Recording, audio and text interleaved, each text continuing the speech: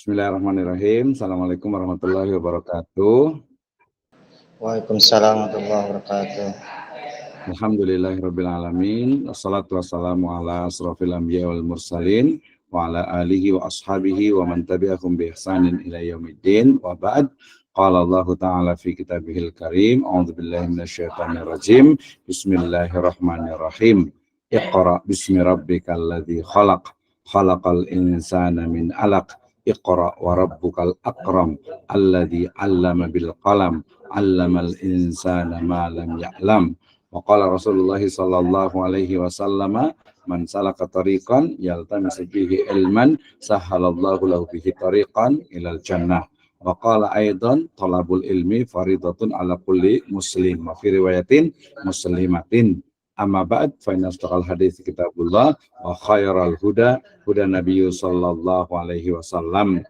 Awalan aqulu lakum jazakumullahu khairan ala hudurikum fi hadhihi qissah at-tayyibah wa khasatan fi hadhihi fi hadal mawdu' yakni fi tanmiyatul wasilatut tarbiyah al-islamiyah wa adun yakni hadhihi aw hadal masa akhadna aw wasalna ila qissah salisah salisah nam fi hada al-mawdu'.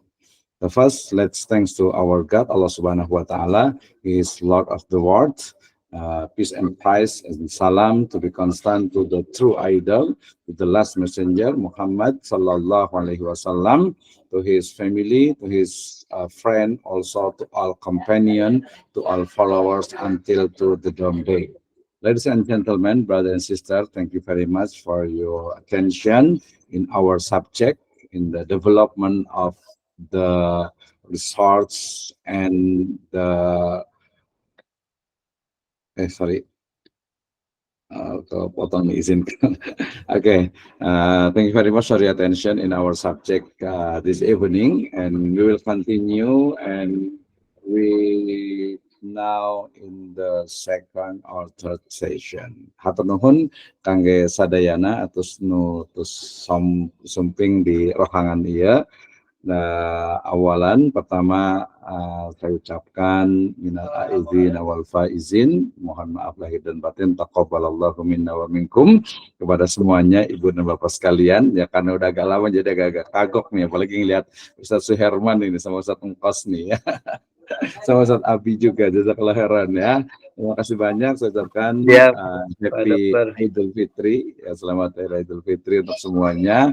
Mudah-mudahan Idul Fitri kemarin ya, alhamdulillah penuh dengan kehangatan. Dia sudah dihangatkan, sekarang sudah habis semuanya, sudah lewat, tinggal kita semangat lagi, belajar lagi ya. Nah, di mata kuliah saya ya, ini pertemuan yang keberapa ya Ustaz Suherman ya?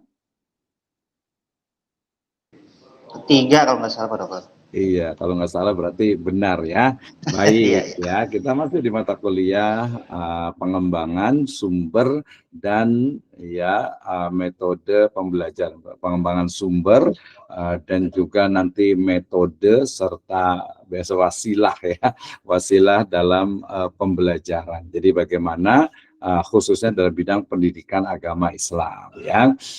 Saya ulang dulu, masih ingat kemarin ya beberapa atau RPS, mudah-mudahan masih ada nih ya, di Google Classroom juga sudah ada terkait dengan mata kuliah kita ini ya, mata kuliah pendidikan agama Islam atau mata kuliah di program studi magister pendidikan agama Islam ya, di mata kuliah pengembangan ya sumber dan metode pembelajaran ya. Artinya kita sudah tahu tentang bagaimana kurikulum dari pendidikan agama Islam dari mulai level PAUD ya, SD, MI, MTS, SMP, Aliyah, MA, kemudian SMK, SMA sampai ke perguruan tinggi, termasuk juga sampai kepada bagaimana pendidikan agama Islam yaitu digunakan untuk kalangan lansia. Jadi betul-betul ya minal mahdi ilal lahdi ya. Nah, ini baru pertemuan tadi, jadi belum apa-apa. Jadi nanti saya lebih banyak dengarkan. Tapi kalau mau ada yang mau berkomentar nanti boleh juga ya. Nah, Abi Fatur kayaknya mau berkomentar atau seperti apa? Udah angkat tangan ini atau mungkin kepencet kali ya, atau jempol gitu kali ya. Oke, nggak apa-apa. Jadi, nah seperti biasa ya, mungkin saya ulang kembali untuk mata kuliah kita ini. Jadi, mata kuliah ini kita insya Allah bukan hanya belajar ya, karena mungkin ya, saya juga akan banyak belajar dari Ibu dan Bapak sekalian gitu ya. Sehingga pembagiannya nanti, karena ini waktunya juga kita tambah menjadi 2 jam, tapi tenang saja, santai gitu ya. Jadi, ya sambil sore-sore bari yang masih saum Syawal bisa ngabuburit gitu ya. Kita bisa diskusi banyak, tapi diskusinya bukan diskusi warung kopi yang nggak ada ujungnya gitu ya. Tapi kita diskusinya insya Allah akademik terkait dengan bagaimana pengembangan dari sumber belajar ya, dan juga pengembangan untuk sumber belajar, dan juga dari sisi bagaimana kita itu bisa khususnya dalam bidang ya pendidikan agama Islam ya. Oke, saya kayaknya mau sebelum saya share ke materi, mungkin saya mau ini dulu deh ya, mau saya ingatkan dulu, saya mau share dulu di Google Classroom dulu ya. Jadi nanti agar masih ingat kembali, atau boleh juga saya mau share ini apa mata kuliahnya. Tapi saya ingatkan di sini dulu deh. Ya, kita lihat jadi mata kuliah ini yang di bagian ini nih ya, di bagian topik ini kita akan belajar ya bersama terkait dengan mulai dari pengertian dan ruang lingkup ya dari karakteristik media belajar dan sumber belajar. Ini pertemuan yang pertama. Ini biar ingat lagi ya, dari pertama kontrak kuliah dan penjelasan RPS. Ini RPS-nya masih ada di sini. Kalau belum, ini kelihatan ya? Ini saya kelihatan ya? Kelihatan Pak Dokter. Kelihatan ya? Oke ya. Biasa ngulang dulu nih, biar masih ingat, biar nyambung dulu. Jadi yang pertama kontrak perkuliahan, ini di Google Classroom ini ada RPS-nya. Ya, di RPS-nya kita akan belajar.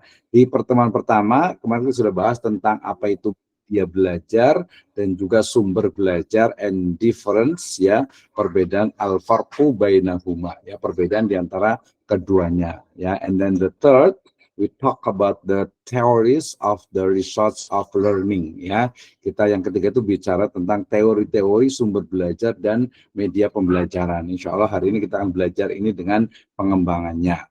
Kemudian yang keempat, kita akan belajar tentang sumber belajar dan media pembelajaran. Nah, ini biasanya ya sebelum kita bicara tentang pengembangan ya, pengembangan dari sumber dan media belajar, maka kita harus pahami dulu bagaimana sebenarnya ya sumber belajar dan media pembelajaran yang sudah ada atau yang sudah dilaksanakan oleh level SMP, MTS, Aliyah, SMA, SMK ya. Jadi pendidikan agama Islam seperti kemarin saya sudah jelaskan ya, pendidikan agama Islam itu dalam konteks yang sempit ya, itu adalah mata pelajaran agama yang diajarkan di tingkat ya SD boleh ya, tapi biasanya itu adalah di SMP, MTS, Aliyah, SMA, SMK. Jadi itu ya, kita sebut saja biar Kementerian Agama ya, MI dengan MTS dengan Aliyah gitu ya. Jadi itu secara sempit, tetapi kita juga meleverage, kita meluaskan makna dari pendidikan agama Islam tadi, minal mahdi ilal lahdi gitu ya. Dari mulai anak itu lahir sampai meninggal dunia itu adalah proses dalam pendidikan agama Islam. Sehingga nanti di sumber belajar dan media pembelajaran, I will give you challenging ya about to visiting for example Islamic institution, Islamic school ya. Tapi mudah-mudahan ini tidak memberatkan tentu saja ya. Kemudian yang kelima, kita akan bicara tentang media audio dan pengembangannya ya. Di pertemuan yang keenam itu ada media visual ya, media visual dan pengembangannya ini mungkin bisa digabungkan ya, audio visual ya. Kemudian di pertemuan yang ketujuh itu ada ujian tengah semester, and don't worry, be happy, karena dalam ujian dari tengah semester dan ujian akhir semester insya Allah kita akan mudahkan. Biasanya nanti kita punya 3 tipe dalam ujian. Yang pertama itu adalah speaking ya, yang kedua adalah writing, dan yang ketiga adalah visiting ya, tapi nanti di final exam ya di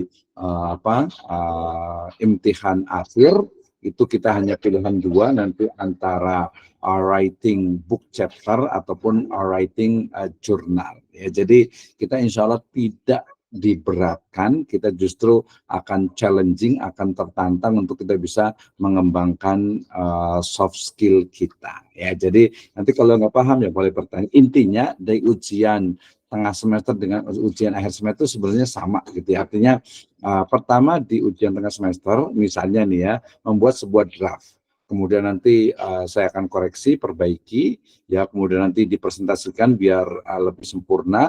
Kemudian hasil dari editingnya, hasil dari revisi UTS itulah yang akan menjadi UAS, ya. Jadi UASnya itu nanti pas ujian akhir itu nggak usah istilahnya tuh mikir macam-macam gitu ya. Jadi cukup dari yang ada saja gitu ya. Oh sebentar, mohon maaf nih, ini yang belum pada masuk dimasukkan dulu nih ya. Ya oke, terima kasih yang baru masuk ya. Nah kita balik lagi ke sini lagi ya, ke sini lagi. Jadi nanti kemudian setelah ujian tengah semester nanti kita bicara tentang audiovisual. Audiovisual itu untuk pengembangan ya, pengembangannya. Kemudian multimedia ini masih dekat juga. Ini agak lebih fleksibel, nanti kita bisa tukar-tukar. Kemudian komputer dan aplikasi, nah ini agak sedikit challenging. Nanti mungkin bisa mengembangkan dari berbagai aplikasi yang ada gitu ya. Tapi nggak terlalu ribet juga sih. Misalnya nih ya, selama ini kita menggunakan misalnya PowerPoint untuk presentasi misalnya. Nah sekarang sudah bisa pakai Canva, termasuk saya punya hari ini saya buat untuk presentasi itu saja tidak lebih dari 5 menit dengan menggunakan menggunakan Gamma.ai ya. Ini kayaknya sudah ada yang pernah pakai Gamma nih ya. Jadi mudah sekali, nanti kita akan lihat contohnya. Kemudian nah itu berarti masuk kita yang ke-11 yaitu penggunaan AI, artificial intelligence, baik sebagai sumber belajar ataupun sebagai media belajar gitu ya. Nah, kemudian nanti lebih spesifik lagi pengembangan sumber dan media belajar ini nanti pada case tertentu ya. Jadi masing-masing nanti akan presentasi terkait dengan bagaimana pengembangan sumber dan media belajar. Nanti dia bisa lebih spesifik ya, lebih spesifik dalam artian itu mungkin hanya mata pelajaran tertentu atau mungkin pada topik-topik tertentu ya. Misalnya kita bicara tentang pembelajaran ya, misalnya pembelajaran untuk iman kepada Allah atau mungkin pembelajaran sholat dengan menggunakan multimedia. Nah, itu ya. Nah, itu adalah untuk RPS kita. Jadi pertemuannya kurang lebih ada 14 pertemuan sampai ke ujian akhir semester. Nah, baik ya. Oke, kemudian yang berikutnya saya ingin memberikan materi terkait dengan pembahasan yang ada pada hari ini ya. Jadi mata kuliah kita tuh mudah, santai. Jadi sambil rebahan juga bisa sambil santai, jangan terlalu tegang lah ya Pak Surman, santai aja ya. Ini Pak Mama Satiri juga tenang aja gitu ya. Nggak disuruh ujian kok gitu ya, nggak disuruh ujian. Justru nanti misalnya nih gitu ya, karena kita itu belajar ya, dalam belajar itu ada namanya, saya ulang lagi, learning experience ya. Jadi pengalaman belajar. Oh iya, dulu dengan Pak Abdurrahman Musna itu belajar tentang metode atau pengembangan media dan sumber belajar. Wah, ini ada 3 nih. Jadi kita ada punya challenge ya, itu kata lain dari tugas, karena kalau tugas itu biasanya memberatkan. Ya ada 3. Ya nanti pilihan kira-kira yang mana nih ya. Yang pertama itu adalah speaking. Speaking itu berarti ya kayak ngomong, membuat video gitu ya. Nanti itu untuk penjelasannya boleh. Yang kedua adalah writing atau menulis. Menulis ini nanti bisa dalam bentuk book chapter ataupun draft untuk jurnal. Kalau yang nggak paham ya bertanya. Ya waktu kita panjang bisa bertanya, bisa nanti presentasi. Di kelas-kelas sebelumnya saya selalu seperti itu. Jadi untuk UTS itu bentuknya bisa visiting itu nanti kunjungan, bisa ke sekolahan, bisa ke mungkin ahli pendidikan untuk kita interview ya. terkait dengan bagaimana sih pengembangan, termasuk juga mungkin di sekolahnya. Ya misalnya ada yang menjadi kepala sekolah atau mungkin jadi guru gitu ya. Kemudian saya pengen tahu sebenarnya di mana nih kira-kira, misalnya kalau di Karadenian katanya sekolah yang paling bagus, yang bagus dan mungkin nggak paling ya, misalnya di Madani misalnya. Di Madani itu mereka sumber belajarnya apa sih? Media pembelajarannya seperti apa sih? Nah, gitu ya. Nah, itu bisa datang ke sana, nanti kita pakai surat resmi, kemudian datang, bisa sendiri, bisa juga sama-sama, bisa bareng-bareng. Ini agak learning experience gitu ya. Atau mungkin ya sambil silaturahmi aja ngobrol gitu. Ini kelebihannya apa sih? Kenapa sih sekolah ini dianggap sekolah yang bagus gitu, khususnya nanti dalam bidang pendidikan agama Islam. Nah, seperti itu ya. Itu visiting. Jadi nanti untuk UTS-nya itu kita buat, oke, yang mau visiting berarti visiting, mau yang speaking buat video, kemudian yang mau buat nulis, belajar nulis, nanti kita boleh tentukan ya, kita tentukan nanti milih dari mahasiswa, silakan memilih judul. Oh, saya mau nulis tentang ini Pak, misalnya nih ya, pengembangan media belajar dengan dongeng gitu ya, atau dengan boneka misalnya gitu ya, untuk pembelajaran akidah akhlak atau Quran hadis ya, bisa juga. Atau mungkin penggunaan PowerPoint atau penggunaan animasi ya untuk pembelajaran misalnya sejarah sirah ya, sirah nabawiyah misalnya. Ya, semua itu sangat mungkin. Jadi challenging lah ya, menantang. Kenapa?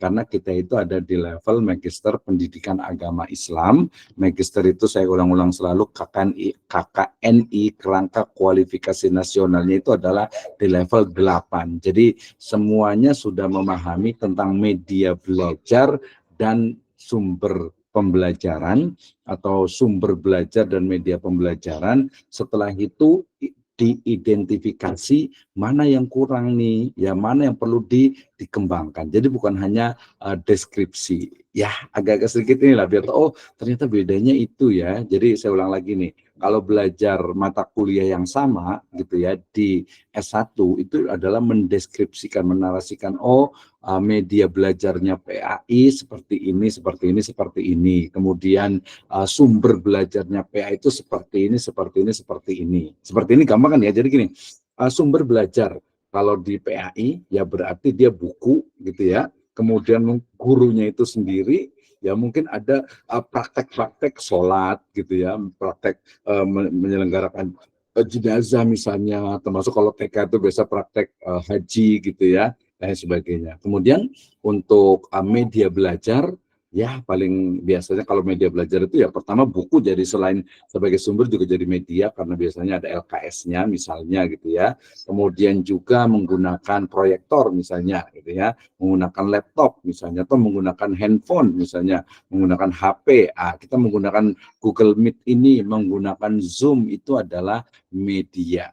Ya, media pembelajaran. Ya, sekarang ini dengan munculnya misalnya metaverse gitu ya, artificial intelligence ya, dengan juga 3D-nya misalnya touring gitu ya. Jadi nanti ada digital virtual trip misalnya gitu ya. Jadi kita bisa melihat ya, bahkan kalau kita ke Ka'bah itu nggak mungkin bisa masuk ke dalam Ka'bah ya, kecuali ya mungkin keistimewaan dari seseorang itu, tapi sangat sulit lah untuk masuk ke dalam Ka'bah. Tapi kalau mamanya kita dengan virtual trip ya, kita bisa seolah-olah itu naik pesawatnya, masuk ke haram gitu ya, haramain, masuk ke Masjidil Haram di lingkungannya, tahu detailnya, sampai ya banyak video yang bisa masuk ke dalam Ka'bah itu. Jadi secara virtual, oh dalam Ka'bah itu ini Hajar Aswad itu begini gitu ya. Jadi itu salah satu juga dari media pembelajaran. Jadi menggunakan tentu saja teknologi. Nah,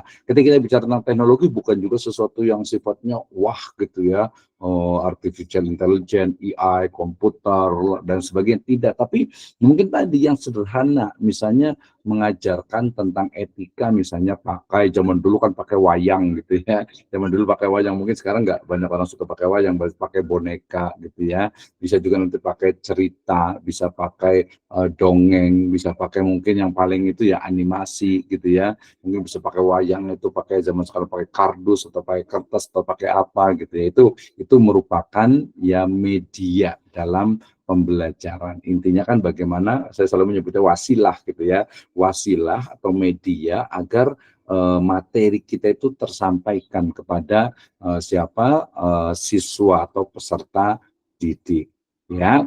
Oke, itu nanti setelah UTS-nya itu selesai disetorkan gitu ya. Biasanya juga digital, nggak usah di print ya. Kemudian nanti setelah itu nanti akan saya perbaiki. Perbaikannya itu bisa di sini juga. Nanti kita akan koreksi sama-sama. Kalau dalam bentuk tulisan, kalau video juga kita akan sama-sama komentari. Nah, karena ini adalah kelas kita ya, jadi saya yakin tidak ada nanti nggak enak nih, nanti yang lain dengar nanti dibilangnya saya agak-agak tell me lagi, atau saya ketahuan dong nggak bisanya. Tidak ya, kita sama-sama di sini belajar. Saya yakin satu kelas ini ya sudu ba'dukum ba'do ya kalbunyan gitu. Jadi kita betul-betul ya sama-sama gitu, kita belajar sama-sama. Oh iya ternyata kita bisa setelah kita lakukan terbaik untuk nanti UTS. Nah setelah perbaikan nanti ada perbaikan lagi ya, kemudian nanti biasa di hari terakhir pembelajaran itulah final exam. Jadi nanti pas di hari pelaksanaan UAS itu hanya tinggal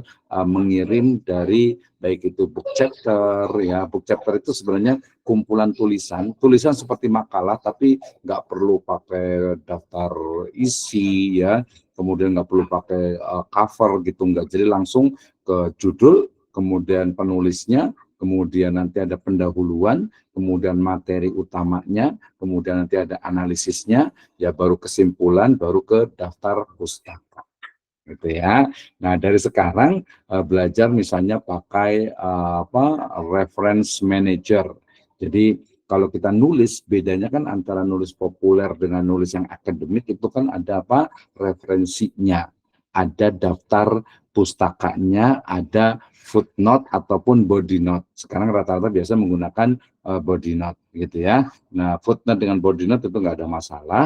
Nah bukan lagi sekarang buatnya juga tidak manual lagi ya, tetapi menggunakan namanya Mendeley atau Zotero. Jadi kita tinggal memasukkan daftar pustakanya di satu kolom, di satu folder. Setelah itu kita tinggal klik di Microsoft Word-nya, nanti otomatis akan keluar dari format APA, American Psychology Association-nya. Jadi biasa pakai APA style. Jadi nama orang, ya nama terakhir orang, kemudian koma, kemudian tahun. Ada juga yang pakai halaman gitu ya, di body note-nya, di body text-nya itu ya. Jadi mudah, dan ini juga nggak usah dipikir lah, santai aja lah, yang penting dengerin aja dulu gitu ya. Kalau nggak paham ya nanti bertanya, insya Allah kami akan mengakomodir ya yang semangat sekali nih, semangat semuanya alhamdulillah ya, dari mulai Pak Abi ya sampai yang lainnya nih. Atau mungkin adalah santai aja gitu, nanti sambil belajar kalau nggak paham boleh ditanyakan, termasuk ke teman-teman mungkin nanti saling ta'awun gitu ya, saling membantu nih. Aduh saya nggak bisa nih pakai Mendeley-nya gimana. Kalau saya sih ya udahlah, nggak usah pakai Mendeley juga nggak apa-apa, yang penting belajar ada footnote-nya. Nah termasuk juga sebenarnya materi saya juga tidak menutup untuk misalnya tadi kan writing ya dengan visiting juga ya, writing dengan speaking. Jadi dengan menulis atau berbicara itu juga tidak menutup juga untuk kita mengkaji dari turos yang ada di kitab-kitab kuning, kitab-kitab turos ya masa lalu. Misalnya saya ingin tahu tentang media belajar apa sih yang digunakan oleh Nabi dan para sahabatnya, atau masanya Bani Umayyah, atau Abbasiyah, atau Utsmaniyah, atau Fatimiyah, ya, atau mungkin di Andalusia.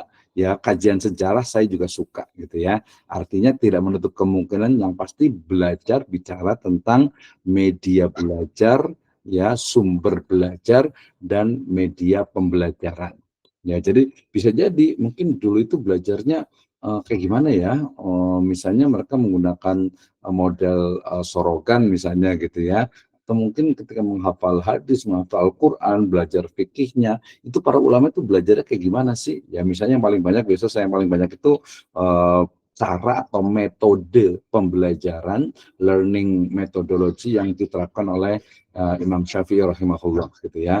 Bagaimana beliau mengajarkan itu tidak hanya dengan teori, nggak ngomong. Kalau saya ngomong terus gini, lama-lama juga bosan juga ya. Makanya kita batasi paling, udah 30 menit. Ya, itu ya. Nanti pokoknya boleh bertanya. Kalau nanya nanti berarti pakai raise hand. Atau langsung juga boleh.